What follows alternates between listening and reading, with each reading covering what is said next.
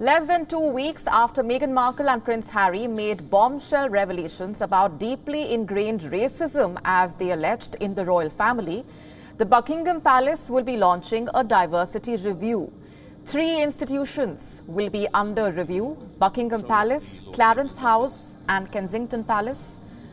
This review will be aiming to improve the diversity and representation.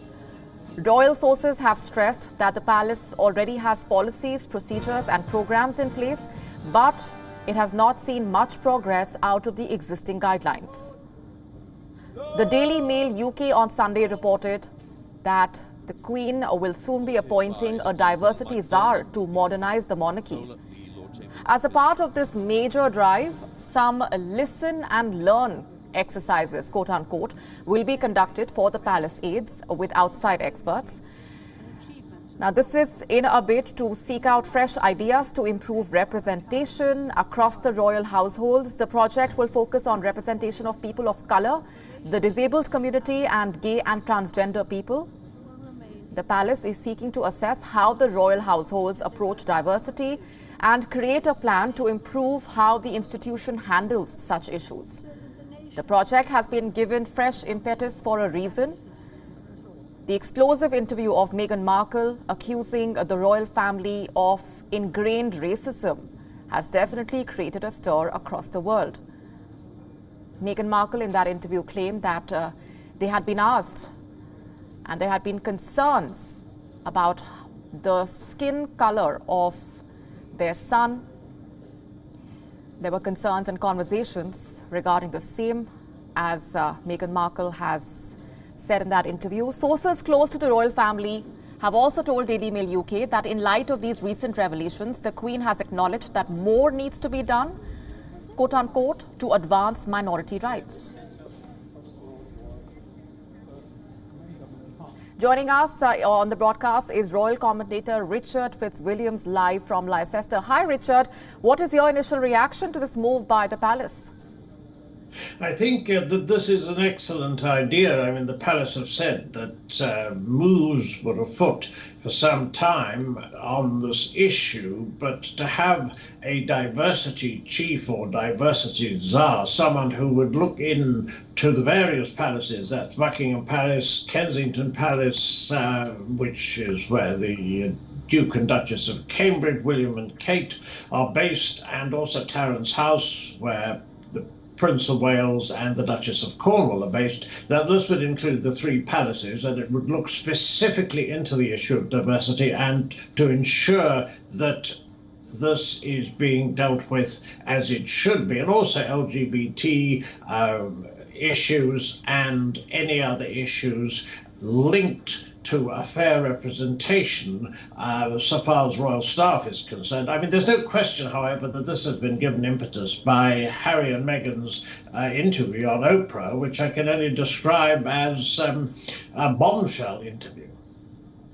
Listen and learn exercises among other initiatives that will be taken as a part of these measures. What is the indication so far? What more can we expect?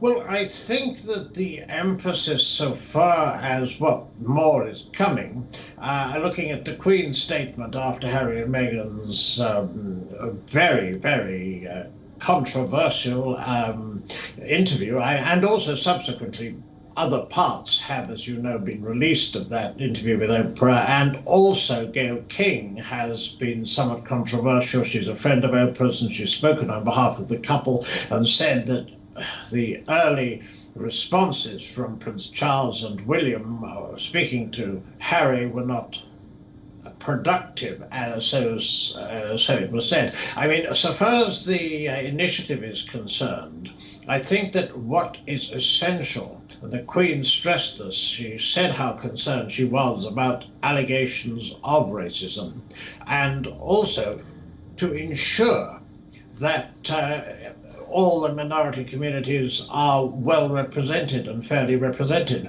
I would stress that the Queen has emphasised, and this has been extremely difficult. Prince William said an engagement when he was actually tackled by a member of the press. He said with some heat, "We are not a racist family." I do think it is so important to look at this from the point of view, firstly, of the Queen, who's championed diversity in the Commonwealth throughout her reign, and most especially this particular issue, the Commonwealth, has been so close to her heart. Also, the Prince of Wales, who will be succeeding her, and this succession in the Commonwealth wasn't automatic. He wanted to be a defender of faith. He's championed other religions. He paid tribute to the Windrush generation who arrived in Britain in 1948. He too, and also William, speaking at BAFTA, when it was a BAFTA all-white awards ceremony last year with the winners and the nominees, he attacked it because he said it wasn't diverse enough. So I think that the royals themselves are concerned and are keen for this to work. As someone who has been observing the royal activities for the longest time as a royal commentator, what was your initial reaction when you listened in to those remarks made by Meghan Markle and Prince Harry?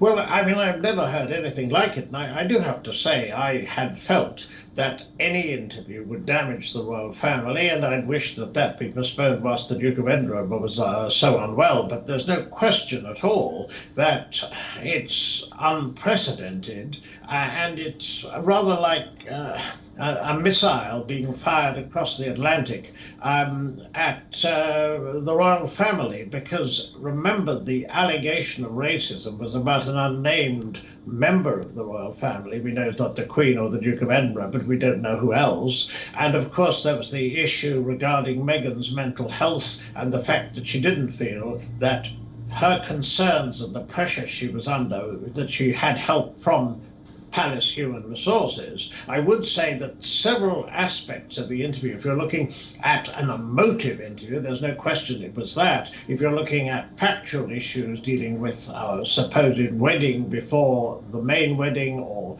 the reason Archie, their son, hasn't got a title, that's a different issue. And the Queen did stress that recollections may differ. So the royal family side of things, which is very difficult to get across, you can't do a point-by-point rebuttal of something like that, because not only is it about an hour and a half, plus advertisements, so it was nearly a 2-hour interview, but also there apparently is a 3-hour, 20-minute final cut.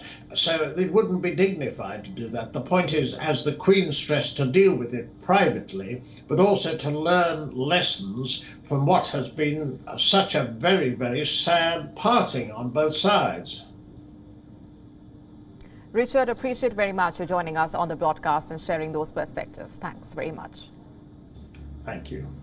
WION now available in your country. Download the app now. Get all the news on the move.